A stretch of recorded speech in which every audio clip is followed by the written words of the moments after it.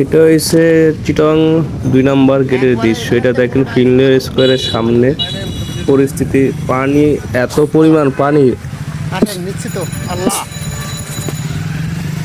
এত পরিমাণ পানি, মানে বন্যায় দেখেন কি অবস্থায় যাচ্ছে মানুষ। রাস্তায় বেরোইছি এখন অফিসে যাওয়ার জন্য, দেখেন পানির কি অবস্থা।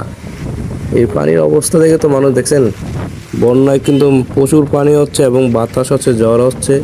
দেখেন পানি এবার ফিল্ডের সামনে থেকে এই পর্যন্ত, এদিকে সব জায়গায় পানি। মানুষ হেঁটে যাওয়ার রাস্তা নেই, যাবে যে এই অবস্থা নাই। পানি এগিয়ে সব কিছু তলায় গেছে, দেখছেন সব কিছু তলায় গেছে পানিতে। ভয়াবহ অবস্থা।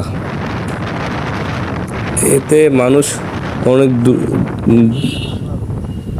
মানে চলাচলের অবস্থা খারাপ।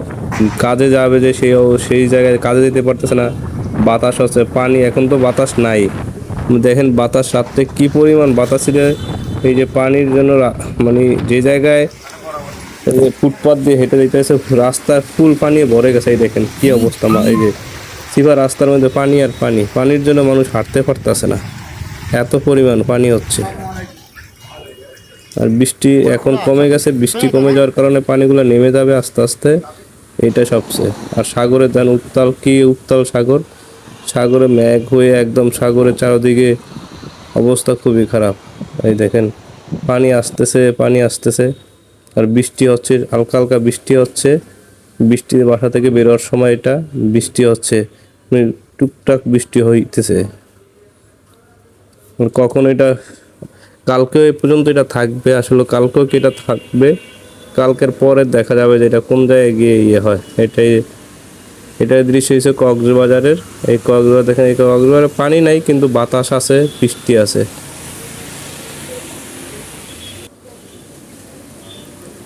এই পরিস্থিতির কারণে এই যে দেখেন, আল্লাহ যা করে ভালোর জন্য, সবাই দোয়া করবেন যে আল্লাহ সহি সালামতে মানুষকে আমরা থাকতে পারি এবং বাতাস যেন কম হয়। বাতাস যত কম হবে তত ভালো।